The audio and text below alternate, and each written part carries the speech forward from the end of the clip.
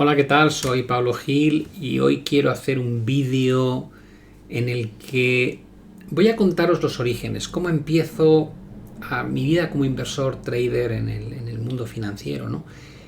Creo que es un viaje muy nostálgico porque las cosas han cambiado una barbaridad y espero que con estas imágenes que os voy a mostrar tengáis un poco la sensación de hasta qué punto los orígenes de mi experiencia profesional están lejos respecto a lo que vivimos a día de hoy. Vamos con ello. Antes de nada tenía esta carátula puesta aquí, como veis. Yo comencé en el año 88 en Banco Santander con 20 años y en el año 2000 me fui a BBVA, a un proyecto muy ambicioso donde ya no éramos empleados, sino que éramos socios del banco para montar el primer hedge fund con regulación española. En España no había ninguno hasta ese momento. Y vamos a irnos para atrás. Antes de anticipar demasiado las cosas, dejadme que os muestre algo.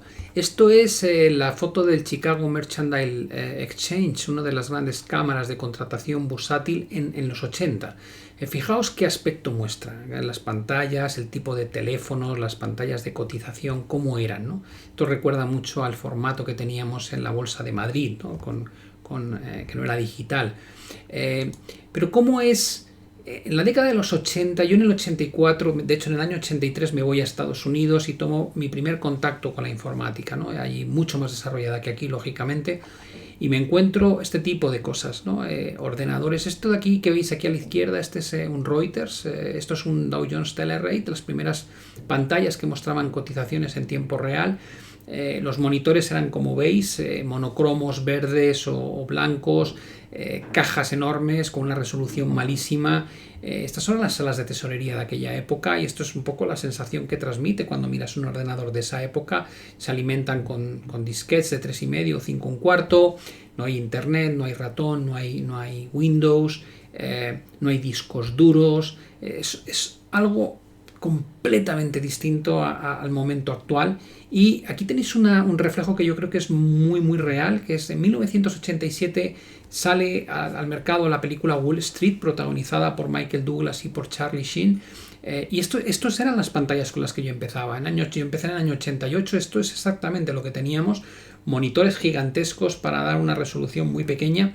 Y estas pantallas, aquí abajo hay una línea de noticias de Reuters, y os contaré una anécdota que me parece muy salada, y es que, por ejemplo, cuando yo estaba en Forex, en Banco Santander, de repente ahí abajo apareció una noticia que decía, se veía como un telex, ¿no? Iba apareciendo así como avanzando en un scroll y decía: el Bundesbank, que es el Banco Central alemán, el Bundesbank considera que el marco está demasiado fuerte contra el dólar. Entonces, claro, tú directamente empezabas a vender, vende, y la siguiente frase, porque no cabía más que una frase por línea, la siguiente frase dice: no obstante, no lo suficientemente alto como para intervenir en los mercados. Entonces era compra, que es que lo ha dicho al revés. Bueno, esto era la realidad de aquella época, ¿no? Estas pantallas para marcar los teléfonos con un teclado, con un montón de botones que parpadeaban en función de quién te llamaba, de qué broker te llamaba, pinchabas, se quedaba la luz fija. Nosotros además teníamos aquí encima de todos estos monitores lo que llamábamos los boxes. Los boxes eran unas cajas, unos altavoces negros que estaban cotizando los pares en tiempo real, ¿vale? Como no había pantallas que se refrescasen lo suficientemente rápido, se hacía vocalmente. ¿Qué quiere eso decir? Que tú te ibas donde yo estaba en la mesa de divisas, en Forex, y lo que veías era a un tío rodeado de estos monitores en verde, y los altavoces que había, pues uno encima de cada monitor, cada uno cotizaba una divisa. Pues el dólar contra la peseta, contra el marco, contra el yen, la peseta contra el suizo, la libra contra el marco, y así sucesivamente. Bueno, pues en cada altavoz había un broker que estaba actualizando la cotización. ¿En qué se traducía eso? Bueno, pues para que os hagáis una idea, tú te metías en la sala y lo que escuchabas todo el tiempo durante 9 horas al día era esto: 40-45, 40-45, 40-45, 40 given, 35-40, 35-40, que es 35-40, 40-45, que son los últimos decimales del par. Con lo cual todo el mundo sabía a qué caja se refería la cotización y solamente levantabas el teléfono para darle, si te interesaba vender a ese precio de 30, 35, tú solamente levantabas el teléfono y decía yours 5, era te estoy vendiendo 5 millones a la demanda. Si te decía mine, estoy comprándote a la oferta, y automáticamente se actualizaba el precio. Había veces que se solapaban los brokers y podías arbitrar uno contra otro si había un decalaje porque le había entrado una orden muy fuerte en un lado. Pero esta era nuestra realidad. Y esta realidad va migrando. Esto es, por ejemplo, el primer teclado de Reuters, así muy bonito, que surgió para manejar estas pantallas de Reuters. Y esto, que fue también un avance tremendo, era una especie de lo que era el equivalente a un ratón de ahora, con el que ibas marcando sobre esta tableta determinadas operaciones. Para hacer las boletas de operativa decías vencimiento, importe, activo, y lo podías marcar aquí en lugar de tener que teclearlo. Nos parecía un avance espectacular. Luego los monocromos dieron paso a las pantallas en color. Y estas pantallas en color, ya veis aquí, incluso aparece un simbolito de Apple, tenían todavía esa contingencia de que eran pantallas enormes con barrigón, no eran pantallas planas, y tenía un poco este aspecto que vais viendo aquí. A partir de ese momento surge algo súper novedoso, que es Bloomberg. Bloomberg cuando nace de esta manera. Estéticamente era un horror. Prácticamente era una pantalla monocromo en amarillo o en verde, con una resolución muy baja, pero en poco tiempo evoluciona a este formato. Ya veis, dos pantallas, una encima de la otra, y sobre todo lo que llamaba la atención era este teclado. Tenía un trackball que llamábamos. Como no existían los ratones, el que tuviese un joystick tipo trackball dentro del propio teclado nos parecía alucinante. Era como, esto es ciencia ficción. Qué bien se mueve uno por la pantalla utilizando el dedo, porque lo otro era a base de teclas o a base de tabulador. Bueno, pues esto lo implementa por primera vez Bloomberg, y además hay un altavoz con el que puedes recibir alertas o incluso leer noticias. Todo esto nos parecía ciencia ficción en aquella época, cuando fijaos ahora mismo lo normal que es este tipo de cosas, o hasta qué punto se ha quedado esto obsoleto. Y poco a poco van entrando otros mecanismos para contratar, para llamar por teléfono a los brokers, para aumentar la parte digital dentro de las pantallas. A partir de ahí empezamos a migrar a los formatos que ya son más conocidos. Esto, por ejemplo, lo tuvimos en Banco Santander. Es una estación ETRALI. Una estación ETRALI parecía una tontería, pero esto era totalmente digital. Cuando nos pusieron por primera vez la estación digital, nos enseñaron esta tarjeta, y esta tarjeta era como una tarjeta personalizada, donde tú guardabas los teléfonos personales y los profesionales, de manera que si tú te cambiabas de puesto, bastaba con meter tu tarjeta y todo el panel telefónico se configuraba tal y como estaba para ti en tu antiguo sitio, ¿no? Nos parecía también ciencia ficción, era como decir, qué pasada, tengo en una tarjeta toda la configuración de mi puesto y puedo meterme en cualquier lado y traerme esa configuración sin tener que empezar a programar otra vez todo desde cero. Luego llegan estos sistemas mucho más eficientes y ya da pie a lo que conocéis todos, los settings donde hay muchas pantallas, muchos teclados para distintos productos, las tesorerías actuales que tienen este aspecto, ya dependiendo de cuáles estemos observando, pero tienen ya más este tipo de planteamiento muy visual, con muchísimas pantallas, teclados que permiten controlar múltiples monitores, simplemente porque pasas de uno a otro con el ratón, y en función de en qué pantalla estás activo, pues el teclado maneja dicha pantalla. Ya se empiezan a ver en los controles de telefonía el concepto de la videoconferencia, del perfil pregrabado. Aquí veis ya pues pantallas o soportes que aguantan incluso, pues como en este caso, 12 pantallas para cada puesto de trabajo. Se puede llevar incluso más lejos, se puede llevar a este tipo de situación ya disparatada, donde probablemente se te escapa toda la información que está presentada en los monitores. Y yo quería enseñaros cuál era mi puesto. Yo, no en Banco Santander, pero sí en BBVA, cuando teníamos nuestro fondo. Este soy yo, esta es una persona que entró como becario y que luego le contratamos. Esto era mi setting de trabajo, ¿de acuerdo? En el año 2012.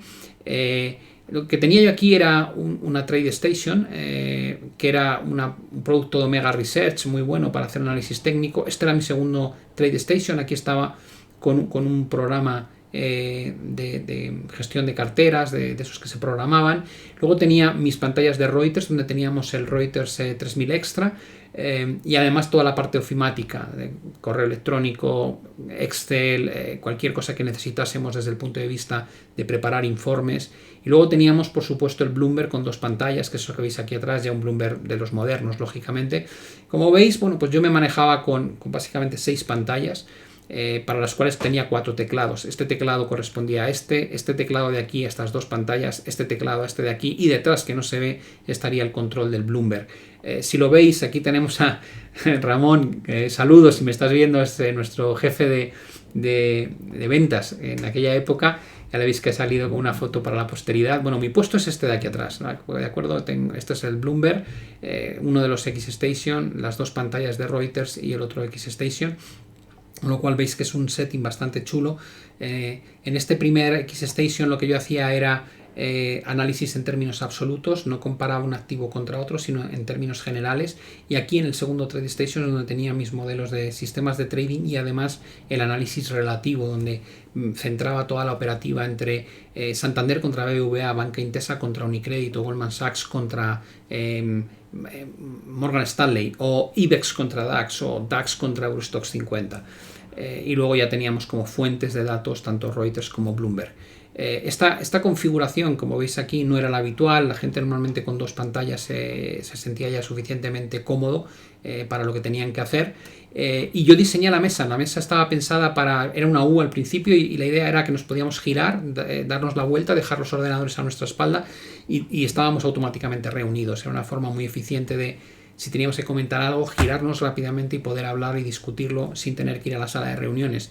Este es el equipo que teníamos en aquella época, en el equipo de Madrid, donde están todos. Este es León Bartolomé, ha sido uno de mis, probablemente de la persona que más he aprendido en el mundo financiero.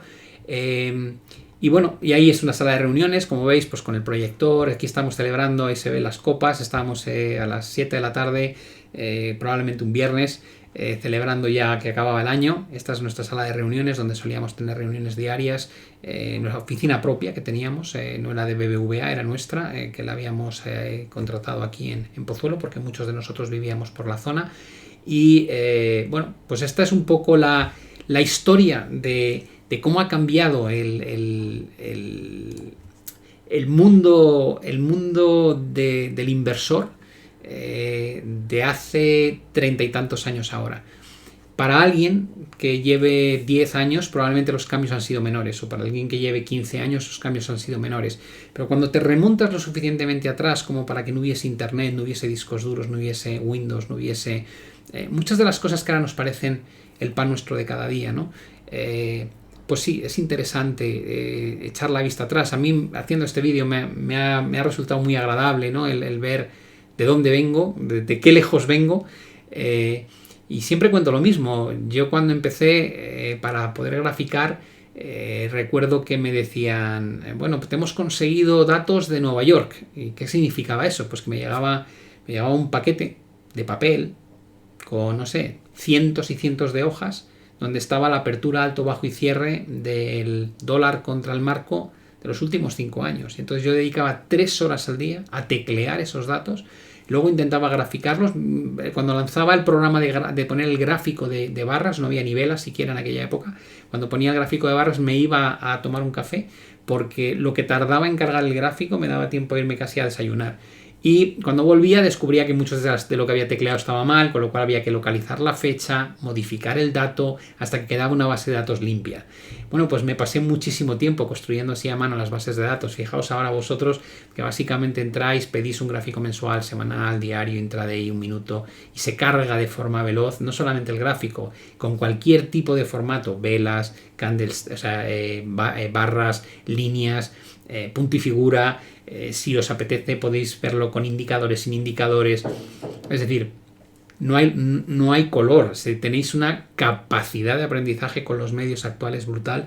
La información casi cuesta mucho filtrarla, mientras que en mi época es que no había. Buscar información era tedioso, complicado y poco fiable. Ahora es lo contrario. Ahora la información es tan abundante que casi se tarda más tiempo en filtrarla que en encontrarla. Pero como veis, sí ha sido un viaje en el tiempo que me ha parecido interesante compartir con vosotros, para que veáis un poco cuáles son mis orígenes o mis raíces. Y a partir de ahora iré contando algunas anécdotas. Ya que tenéis claro este vídeo de cómo era entonces, os intentaré transmitir experiencias que yo viví en aquella época, cómo era mi mentalidad, mi forma de trabajar, etcétera, etcétera. E iré incorporando este tipo de contenido semiprofesional, pero con anécdotas personales a lo largo de las próximas semanas. Muchísimas gracias a todos por esos likes con los que puntuáis mi contenido. Por supuesto, daros también las gracias por los comentarios tan bonitos que normalmente os molestáis en escribir. Os agradezco un montón vuestro feedback y por supuesto pues espero que de este vídeo pues también haya cosas que os hayan parecido interesantes y que queráis comentar. Un saludo, muchas gracias y nos vemos ya en la próxima emisión. Hasta la vista.